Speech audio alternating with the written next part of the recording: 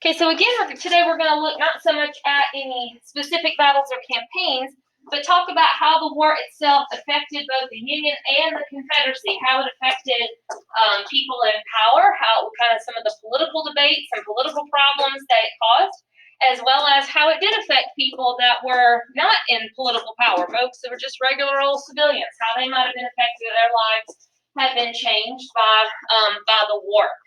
So let's start by talking about some of the political divisions that were created by the Civil War.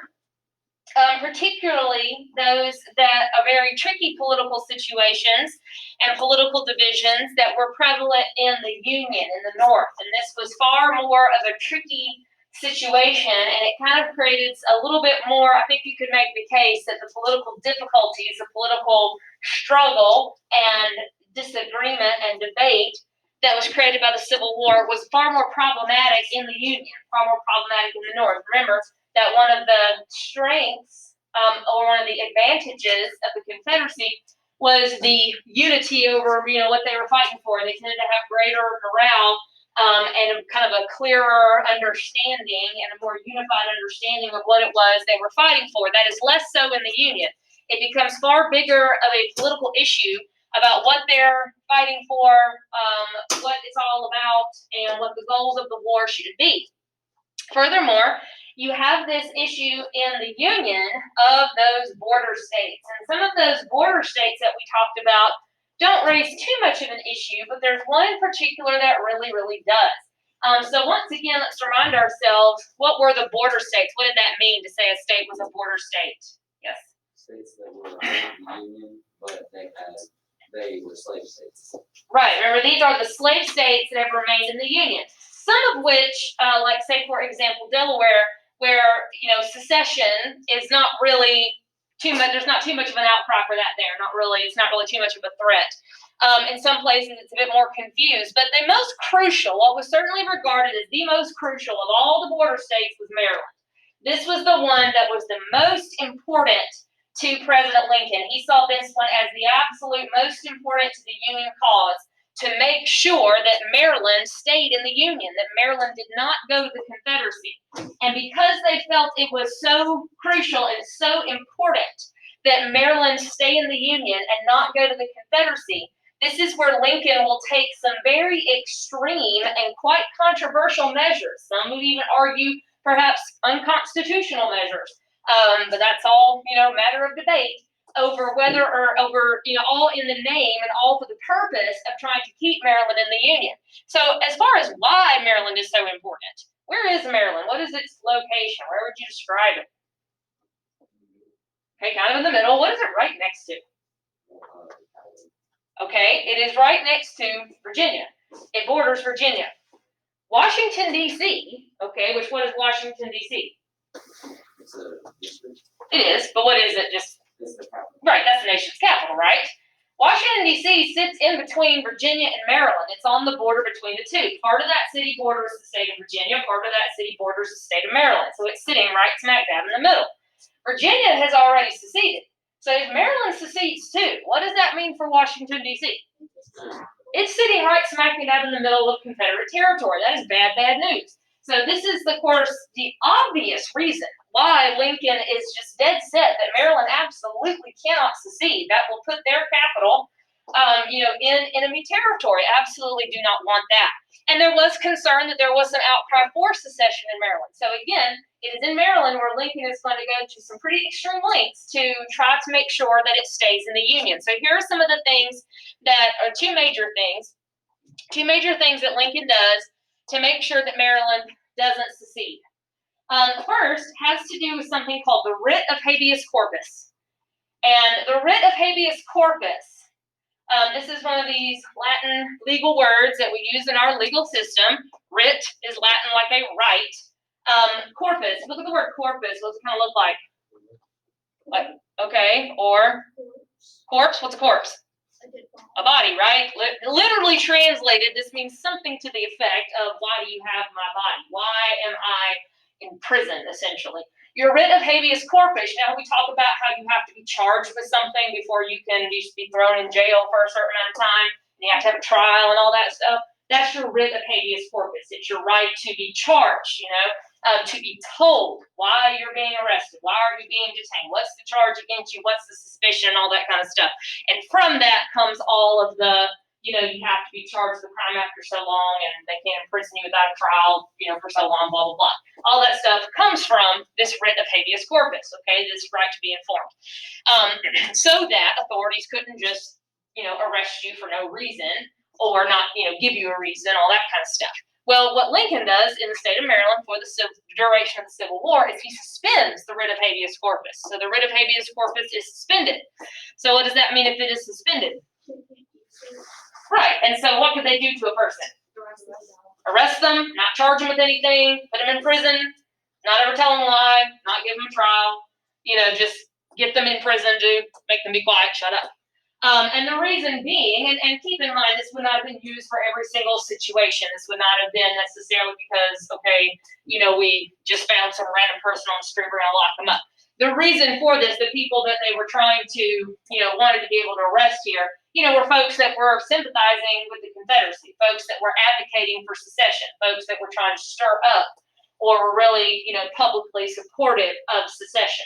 Lincoln wants to silence all of that and make sure that all the talk of secession is downplayed and is not out there so that so that Maryland won't secede.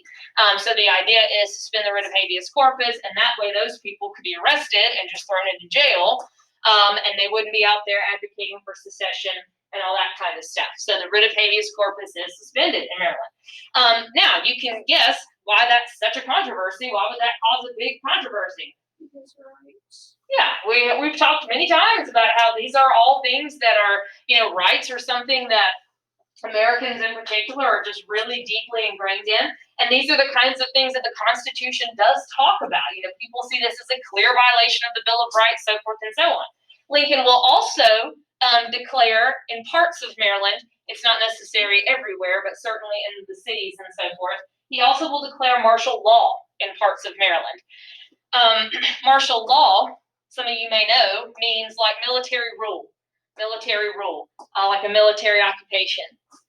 So again, this doesn't mean that there's, troops deployed over every square inch of Maryland. It really wouldn't have been necessary, particularly out in rural areas. But it does mean that like their state legislature is suspended during the war. Their state legislature is not able to meet and make laws, and all that self-government in Maryland is quite limited. Lincoln doesn't want the state legislature meeting and then voting for secession. And so all that is disbanded and martial law is in place, and they're pretty much sort of under federal control for the moment. Again, you can see how that would be seen as extremely controversial as well. And many, of course, would argue that all this was downright illegal, that the president doesn't have the authority to do these sorts of things. Lincoln's justification for it, which ultimately held up, at least at the time, and historically has held up pretty well, is also, although people always will criticize and theorize, but Lincoln's justification for it is this is a war. We're at war, and there are situations where the president, as commander-in-chief, has the authority as a leader of the military. This is a military situation. And therefore, I'm exercising special emergency powers in order to deal with this situation and respond to the military conflict that we are in. So he will invoke those powers as commander-in-chief. And the Constitution is not exactly clear on that. It does suggest that there are, executive powers that could be wielded in wartime. It's not specific, though, about what those are. And so that's where it can get a little bit tricky. But all of it does eventually work. Maryland does not secede. Perhaps that threat was not maybe quite as pronounced as they thought, but also maybe because of the things that Lincoln did there. But all that certainly makes a lot of enemies for Lincoln. A lot of people will accuse Lincoln of abusing his power, taking power away from Congress, being like a dictator, all these sorts of things. We tend to not realize that about Lincoln. The Lincoln that we kind of get is the very, saintly, picture that comes, we get, kind of gets romanticized. But he was quite a controversial president, for a lot of folks that thought he was acting, like I said, like a dictator. But ultimately, and more modern assessment is that he kind of did what he had to do, and ultimately it was successful in accomplishing some of those goals. So not only was Lincoln, could he be quite unpopular from time to time because of the decisions, the war itself could be unpopular. again, we have mentioned that one of the weaknesses of the Union is the fact that the war is not always popular. People are not always 100% on board with the war itself. They are not always 100% on board with the way that it's being conducted.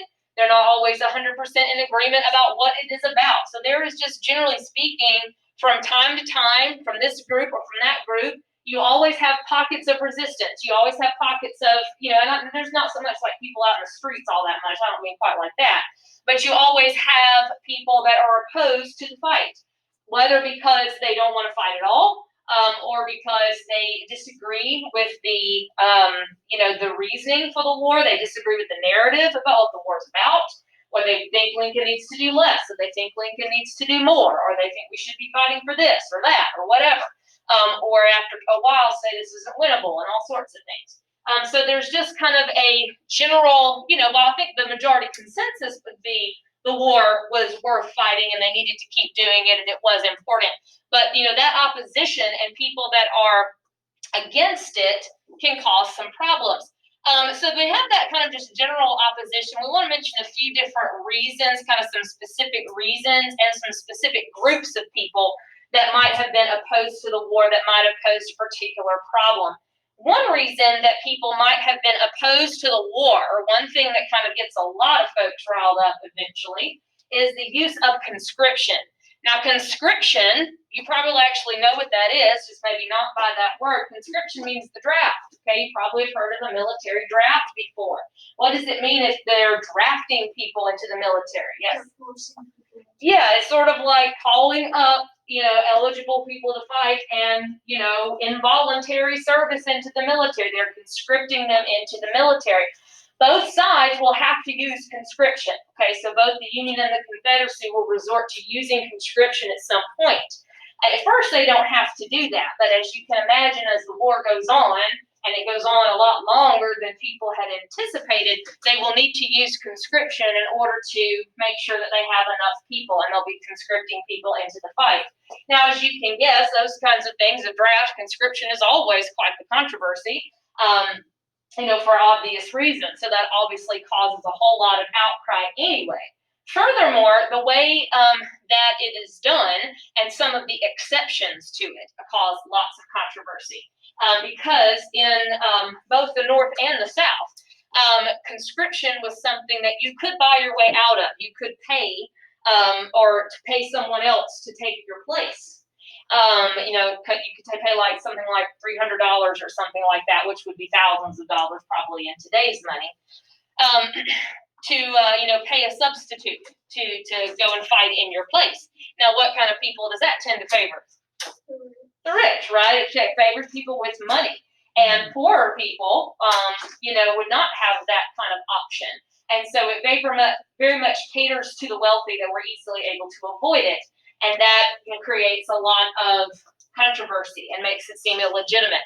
There's a phrase, particularly in the South, that this is a rich man's war and a poor man's fight. That the poor people are the ones that have to go into the, out into the field and have to be the ones actually doing the dirty work and get killed. So the wealthy planter elite class can stay in power and maintain slavery and all those kinds of things. But you can have a similar argument in the North. Conscription becomes particularly controversial in the North. There are even some riots and so forth in some northern cities. Those are, a minority event. It doesn't happen a ton.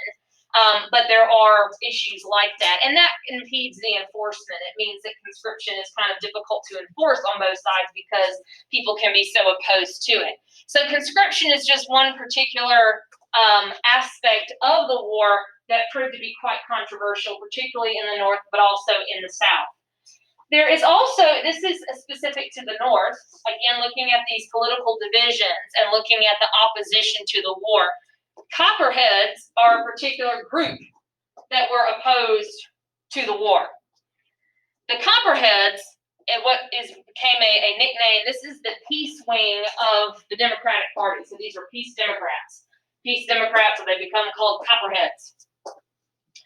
Now, we call them peace Democrats. That makes it sound like they just want there to be peace and they're pacifists and that they don't like fighting. That's not the case. They just simply don't want this war. They don't believe it is worth fighting for whatever reason, but really more because they, in a lot of ways, outright sympathize with the Confederacy. They're more like Confederate sympathizers that agree with them. Even though they may not be from slaveholding states, to them it may not even necessarily be about slavery, but they at least agree that the South has a legal right to secession, so forth and so on, and disagree with the Union's attempt to force them back in and to not allow secession. There's different reasons for that. But don't think of them so much as a, hey, we all need to get along, let's just not fight each other. It's not like that. It's really downright disloyalty. They are downright near treasonous, and one of the more dangerous groups, and one of the most dangerous threats to the Union cause is this Peace Democrat wing. Because again, it's not just a, hey, let's have an armistice, let's make a treaty, let's just work things out. They're really Confederate sympathizers, so it really kind of borders on treason almost from time to time. So they can be quite dangerous to the Union cause. Now, another division here, I didn't put them quite in line with opposition to the war because they oftentimes are in favor of the war, but where they can be against things is the reasoning for it and the narrative as to what the war is about. And that is a group of people could become known as the Radical Republicans. And we're about to see the Radical Republicans, particularly when it gets to Reconstruction. We'll talk about the Radical Republicans quite a lot. Radical Republicans are part of the Republican Party, like Lincoln. But if they're radicals, what does that mean? Extreme. Okay, this is the extreme wing of the Republican Party. This is this extreme abolitionist wing. Okay, the Radical Republicans are mostly abolitionists. When you think of Radical Republicans, think these are the people who were abolitionists, not free soilers, but downright abolitionists, those that wanted slavery to be gone everywhere, many of which have been arguing against slavery on moral grounds and so forth, perhaps for decades. And so these are people that, while they may have supported the war, felt that the war ought to be about what? Slavery. Ending slavery. Yes, this is that part of the Republican Party that is adamant that the war must be about ending slavery, that there's no point in fighting this war and doing any of this if you're going to leave slavery intact. And they're very, very upset with Lincoln when the war breaks out and he does not immediately make that a part of the narrative. We kind of saw some of that on some of the videos, and Lincoln's kind of constantly having to sort of, weigh both sides and not make certain people too angry. And is largely because of a lot of that pressure from Radical Republicans that he does eventually start to kind of work it in. So they're much more militant abolitionists that want slavery to be a part of it. When the war continues, oftentimes they are, angry that Lincoln's not doing enough. They want more harsh prosecution of the war. They want Lincoln to be less reserved. They want to go all in, a lot of them. So again, it's not that they're anti-war. Some of them want a much more harsh, much more destructive war than what Lincoln's willing to prosecute. They want more than that. And when the war's over, that's when we'll really hear from a lot of Radical Republicans that when the war's over, they want to see the South punished. They want to see, Southerners have their property taken from them. They want land confiscated. They want African Americans to not only be free, but to be fully, enfranchised, full rights, the whole works. And that becomes quite a big question once the war's over with, and we'll talk more about those Radical Republicans then. So opposition in all of this is not just about should we have a war, should we not have a war, but also about, what is the war about, to what extent should it be prosecuted, who should be punished, who should be helped, all those kinds of things go into it. Now, a lot of what we want to look at today is about some of the ways that the war affected some people's lives. I want to talk for just a moment about African American service in the Civil War. Because after all, this does become, even though it may not have originally been a part of the narrative, this does, of course, become a fight for African American freedom. And so African Americans, of course, participate in that in a number of ways. We mentioned the Emancipation Proclamation last week. We said that the Emancipation Proclamation, who did it really literally free at that point? Really nobody. Legally speaking, it deals with slavery in the Confederate States, but it doesn't actually cause anybody to walk free. However, one of the consequences that does occur immediately because of the Emancipation Proclamation, as well as bringing slavery into the war, is it did mean that African Americans could enlist in the Union Army. So that is something that happens as a result of the Emancipation Proclamation right away, is that African Americans could enlist in the Union Army, which they could not before.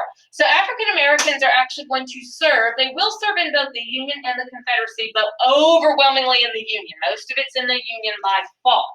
The Confederacy will not start using African American soldiers until the bitter end, and it's just not the same. So I'll get to that in a second. But the Union Army will start allowing African American enlistment around 1863, and thousands of African American soldiers will fight in the Union Army, and several thousand more actually in the Union Navy.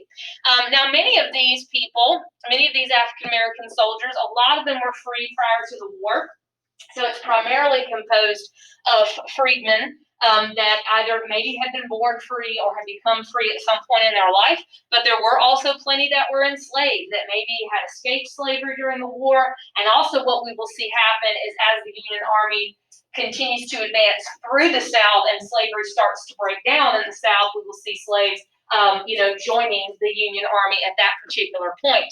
Now, we should remember that this does not mean integration, that just because the Army is allowing African American service, there is still a great deal of discrimination.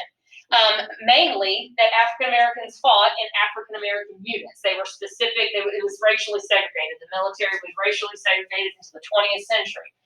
So African Americans were signing up to fight in all African American units. One of the most famous of the Civil War was the 54th Massachusetts. So there were numerous African American regiments.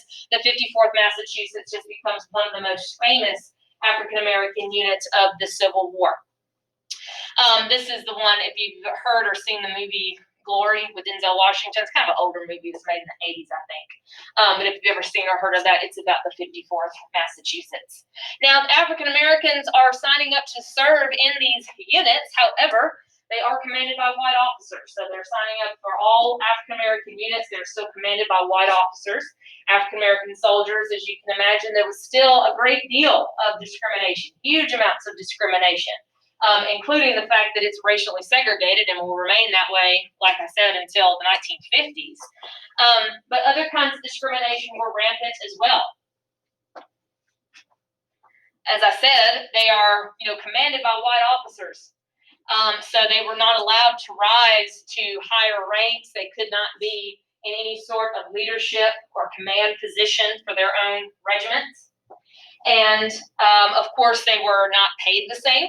They did not get the same amount of payment for having the exact same rank and the exact same duties as white soldiers, so less pay. And of course, there's no way to really know how much just, passing by everyday kind of discrimination, just being treated differently, just being disrespected, people being punished more harshly, treated more cruelly. For the same kind of things or same kind of discrepancies or same kind of infractions that white soldiers might commit. And then you also have the kind of treatment, cruelty, and just complete disregard for life on the other side of things. Confederate soldiers, there are plenty of examples of the Confederate Army being incredibly cruel and brutal, particularly so when encountering African American soldiers in battle. Because there were times when Confederates refused to, they wouldn't trade, sometimes they would trade prisoners of war. They'd make deals about trading prisoners for prisoners. The Confederacy says they wouldn't trade African American soldiers, or they would not treat them the same way that they didn't, if they took African American prisoners. A lot of times they didn't, they would just kill them even if they were trying to surrender. Either wouldn't exchange them or didn't treat them, humanely. So that was all that as kind of thing as well, which is hard to document exactly how much those sorts of things happened. Now, again, I mentioned that African Americans do serve in the Confederate Army, but like I said, it is not until the very end. It is not until Confederates really had no other option but to send African Americans to the fight. Why do you suppose Confederates didn't want to enlist African Americans? Because they teach them how to fight. Yeah, they don't want to give them weapons. And you have to remember, realize the distinction, the humanity that gives the person. to allow them to enlist. And when they do, it's more like conscripting slaves as laborers to, dig the ditches and to, haul the equipment and to move the stuff and to cook and all that sort of thing. It's not like they're putting them in a uniform and assigning them a rank and giving them official weapon and assigning them to an official regiment and stuff like that. So it is not the same.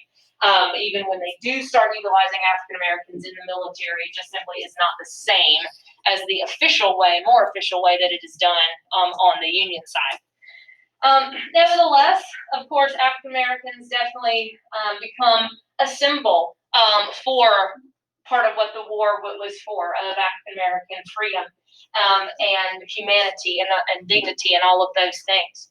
Now, I want to talk for a moment about how the war affects the economy of both the Union and the Confederacy. Now, we've talked a little bit about their economies at the beginning, so we kind of know what they were both based on and how their economies were either a strength or a weakness for both sides. Now we want to kind of look at how the economy fared throughout the war, how it was affected by the war itself and how it changed. Starting with the Confederate economy. Now, we're going to list different specific things related to how the Confederate economy fared during all of this.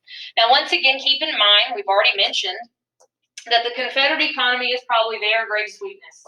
The fact that it just is not equipped to support a modern war like this, that it just does not have the ability to last this long and to produce the kinds of things that we're going to need to be produced for a modern, long war like this against a much better outfitted opponent.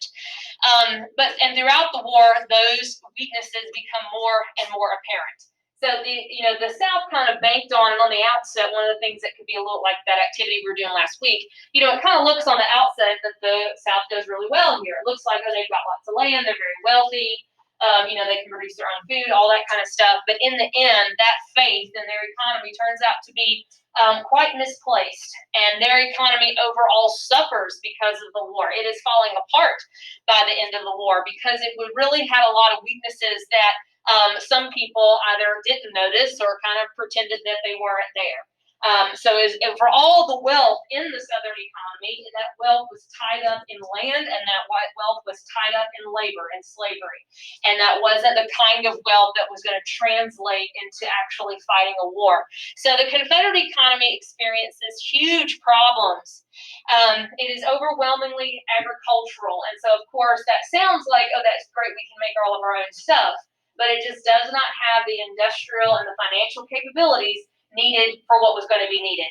And so they're going to have to convert, a lot of stuff, retool their economy or try to retool their economy and convert it to fight a modern war. And the thing is, they actually do that reasonably well, given the time that they had to do it. They really did do some amazing things as far as shifting production from one thing to the other, instead of growing this, growing that. They really did stuff that was quite, successful to an extent, but it just wasn't enough. It just wasn't enough in order to be able to support what they needed to support. So as far as food and supplies, we know that they have tons of shortages there. Again, that we know they can grow food, but most of what they grow in the South is cotton, which they can't eat as a meal. Again, they will transition a lot of that. It's kind of amazing how much of that they're able to transition and say, okay, instead of producing cotton, we're going to produce corn and wheat and apples and other kind of vegetables and foodstuffs so that people can have something to eat. But again, it's just not enough. They have all kinds of supply shortages, from military supplies to, just things that people are going to need at home, just the basic consumer goods that people want in order to enjoy their day-to-day life. So as time goes on, there's no shoes, there's no clothes, there's no medicine. As well as food. And what does that do to morale as time goes on?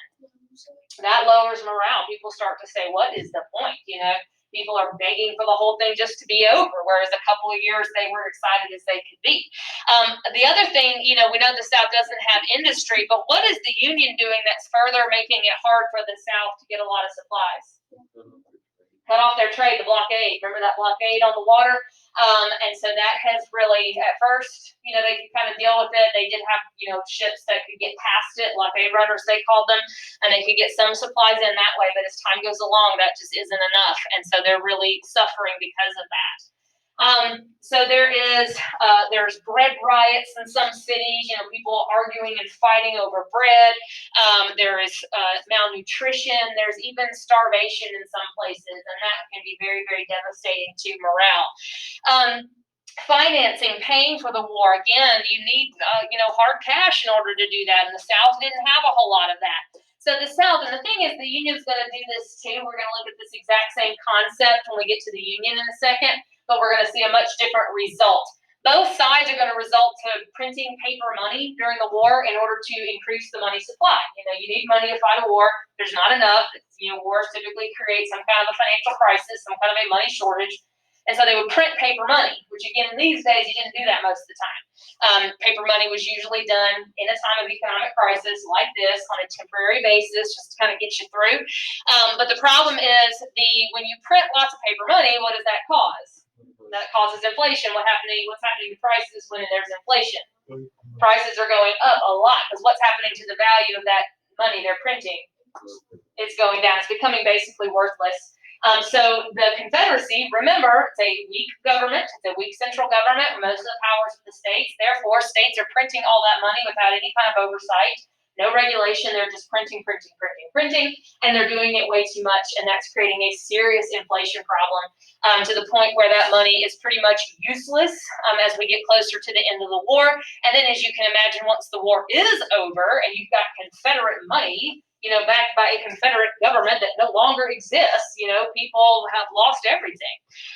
People will also finance the war through war bonds. This is a common strategy that you'll see used lots of times, used in the 20th century even. War bonds were not not a common thing here. The idea is you buy a war bond. It's kind of like loaning the government your money. You're giving them your money for the time being. And the idea is that after a certain period of time, 20 years or so, what would you get? You get your money back plus interest, right? And that's how the Confederacy financed a lot of this, was through war bonds, and encouraged, people to invest their money in war bonds to support the Confederacy and support the cause and all this sort of thing. Well, that becomes a big problem, though, because once the war is over with, what happens to all those people that put all their money in war bonds? They don't get anything back. The Confederacy doesn't exist anymore at that point, so they lose everything. So a lot of people are holding on to these war bonds that turn out to be totally worthless. And the other thing we need to remember about life in the South, and this would be different for different people, and it would be true at a different time, depending on where in the South you are talking about. But in the South, the home front is the battlefront. This is where most of the battles are being fought. Some places will not see that action until we get closer to the end. But eventually, most places are going to be, touched by the actual fighting itself. Whether or not that means, fighting was actually taking place on your front lawn, which for many people it was, or close enough, for it to have some kind of an effect on you. And so for that reason, there is just a greater, sense of, foreboding. There is a greater sense of danger. There is a much more of a threat to people's personal, safety and their personal property in the South than there was in the North. Therefore, you have a lot of people in the South that become refugees at some point. What are refugees? People that have fled, okay? People that have fled their home. Those could be slaves that have run away, because that starts to happen as soon as the war begins, and people are fleeing out of fear. People are fleeing in some cases maybe out of hope, but people leaving their properties, leaving things behind, trying to escape whatever it was they were trying to escape. That leads to a large amount of homelessness of people that have fled their homes, fled their towns. Again, a lot of that would be also people that are fleeing slavery. There's just a general atmosphere of fear of, the Union Army's coming for us. What's going to happen to us? What's going to happen when all this is over? Are we going to be able to go back to our home? Are we ever going to see things again? People burying their possessions in the yards before they evacuated, so hoping the Union wouldn't take things and all kinds of stuff. And that leads also to just a breakdown of law and order in some places. When you had most, men going off to fight, you were kind of left with, in some cases, these sort of home guards that would sort of establish some kind of authority, but they can be pretty ruthless and cruel as well. But you have, crime, and you have just this threat of violence and people just kind of struggling to survive in some parts of the South. So, and then there's just sort of the psychological part of it as well, of people, committing themselves to this cause, to this idea, and then seeing that be completely and totally defeated. So there's a lot of, just personal struggles here that we won't see quite so much in the North. And overall, the war demanded some kind of centralized authority, to say, okay, we're going to have law and order. We're going to take care. We're going to make sure we don't overproduce too much money. We're going to do this to pay for the war, so forth and so on.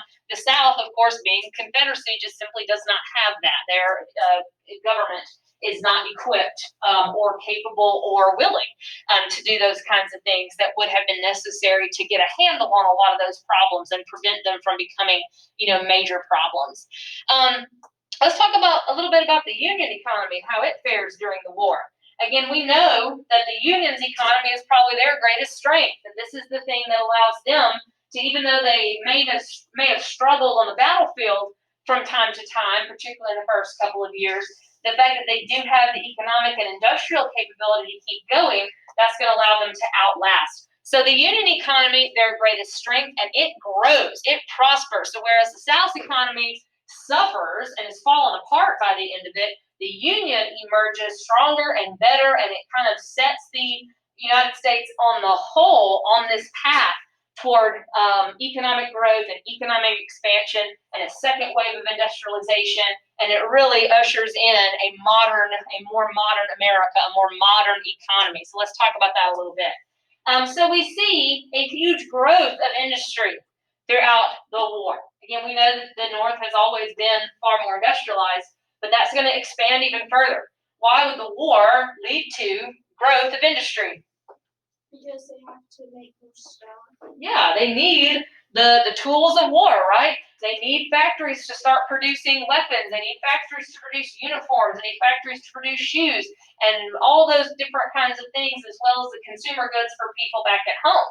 So there's a very high demand for a lot of that kind of stuff. And so not only are existing factories going to be retooled to produce those things, but a lot of folks see investment opportunities to start a factory and grow their factories and grow their businesses. There's lots of money to be made, and a lot of people are successful and become very financially successful off of that. As well as we see increasing in the North mechanization. Mechanization meaning new technology, new machinery, new technology that is increasing production, making it easier to produce things, faster to produce things, cheaper to produce things. So they're incorporating new and better technology that's meaning they can put out a lot of those products and a lot of those resources even faster and at a lower cost than they were able to before. So they're able to embrace that technology and utilize that, which contributes to the growth of industry and the growth of their overall economy. We also see in the North this sort of a growing commitment to a so-called kind of a new American system. This happens for a couple of reasons. First, let's talk about what we mean by new American system. So that concept of the American system, think back to that. Whose idea was that originally? Remember Henry Clay and the American system back right after the War of 1812? What was kind of the purpose of the American system? What was it all about? Yes. Connecting the country together. That's going to be part of this. Roads and all that. Overall, what was the purpose? Yeah, it was about economic growth, wasn't it? It was a whole plan about, setting the country on a path toward economic expansion, making sure we have policies in place that are going to help businesses grow. They're going to help the country grow. We're going to do that with transportation. What else was in that American system to do that? Transportation was one of them. Internalized trade. Well, the transportation would help with that, yes, to increase trade. How would you pay for the transportation? High tariffs, and tariffs as well as paying the transportation. What do the tariffs also do? They do, and that's how they're going to pay for the transportation. What else is the purpose of tariffs? It helps new American businesses start. It favors American business. You discourage foreign competition so that American business can prosper. All of this based on this concept that the federal government should be what? Powerful. Yes, the federal government should be powerful. It should be strong. It should be, creating a situation in which business is going to do well. The new American system is basically just a revival of those exact same ideas. People that were starting to believe in it, and it's not that some people had ever stopped believing in it, but there was just more of a majority consensus that that was something that they needed to be doing.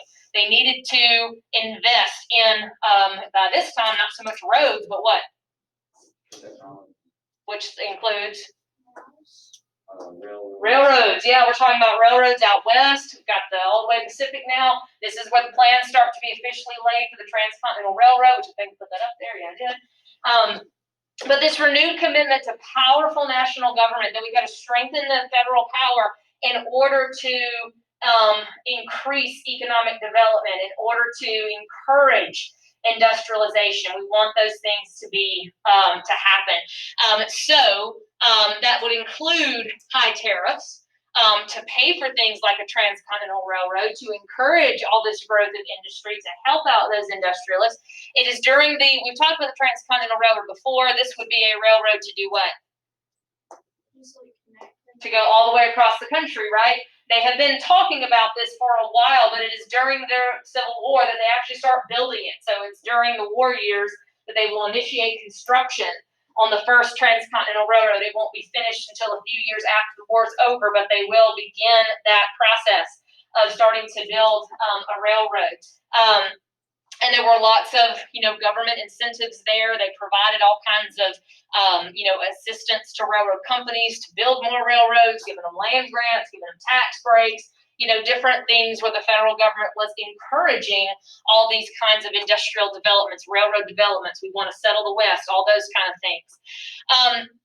And another reason, before I get to greenbacks, and I think all this will come up again, another reason why that we see that happening, who had typically stood against industrialization, didn't like tariffs, didn't want railroads, didn't want all that stuff? The South. Where's the South during all this? Somewhere else, right? Richmond. Okay, they're not in Washington.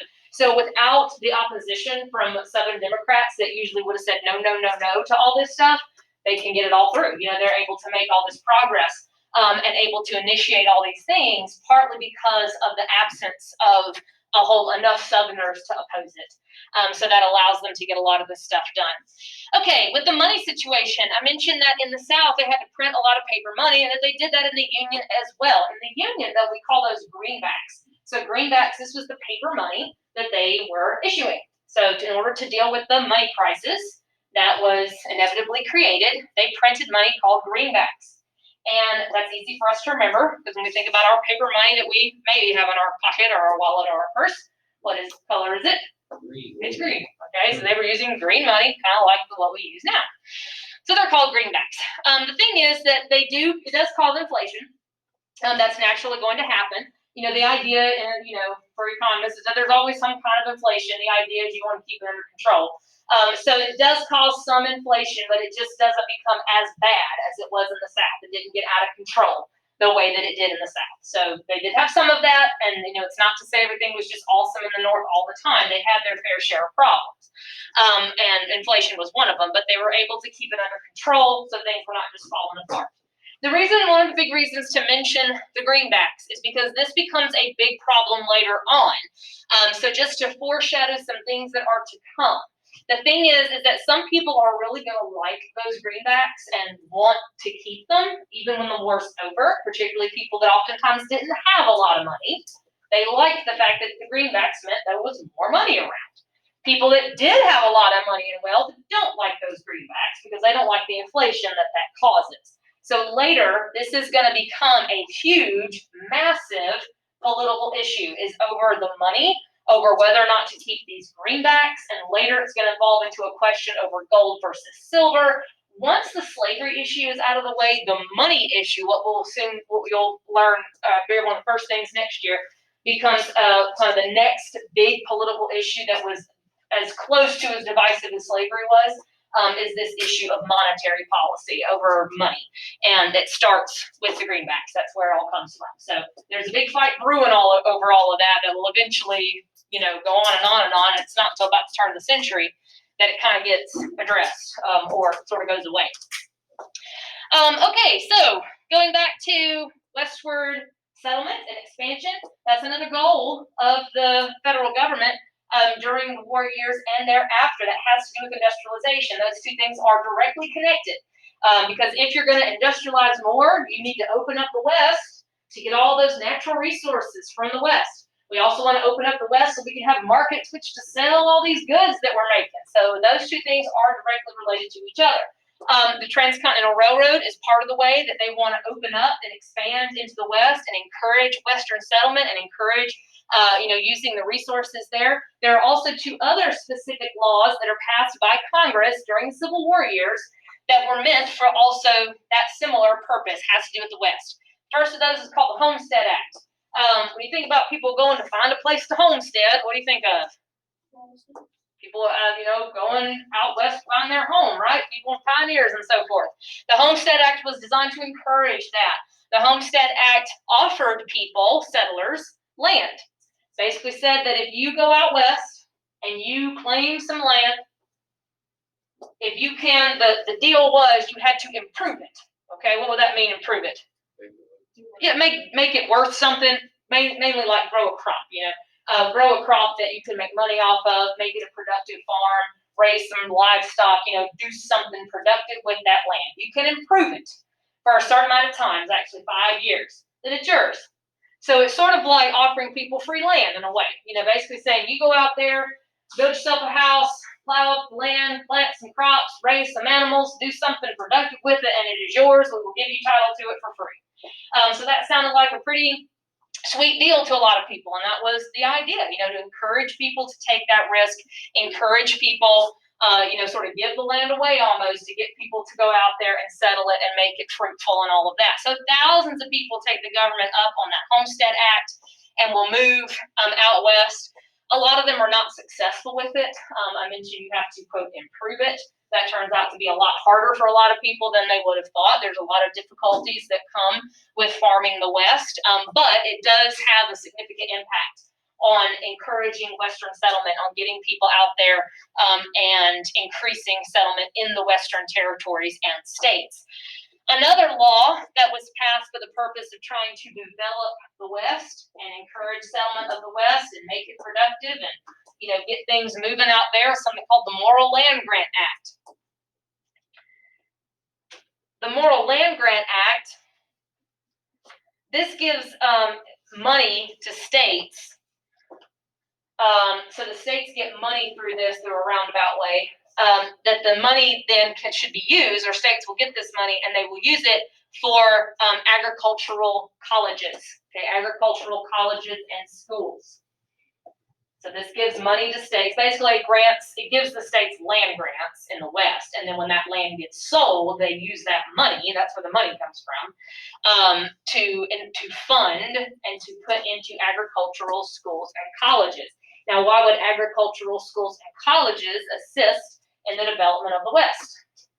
It teaches people how to farm. Yeah, teaching people how to farm, helping be better farmers. Like I said, there were a lot of ecological challenges to farming in the West because it was dry.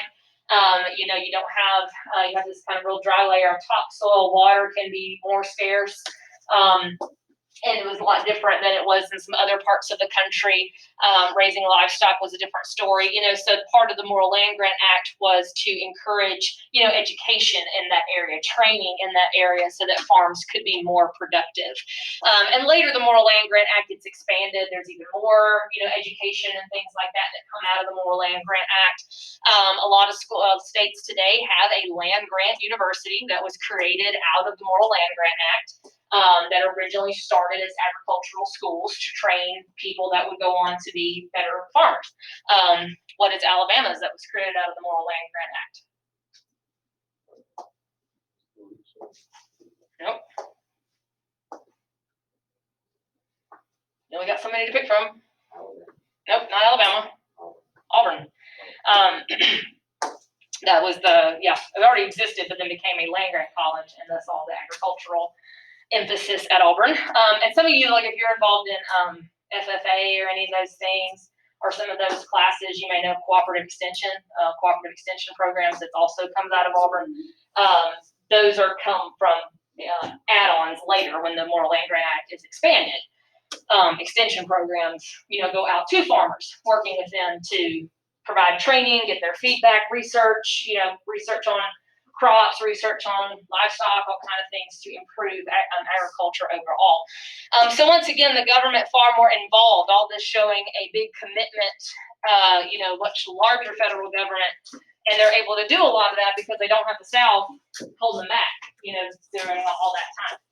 So tomorrow, we will go back to the battlefield. We will see kind of the turn of the tide in the fighting, both in the Western Theater and the Eastern Theater. And see what happens there. So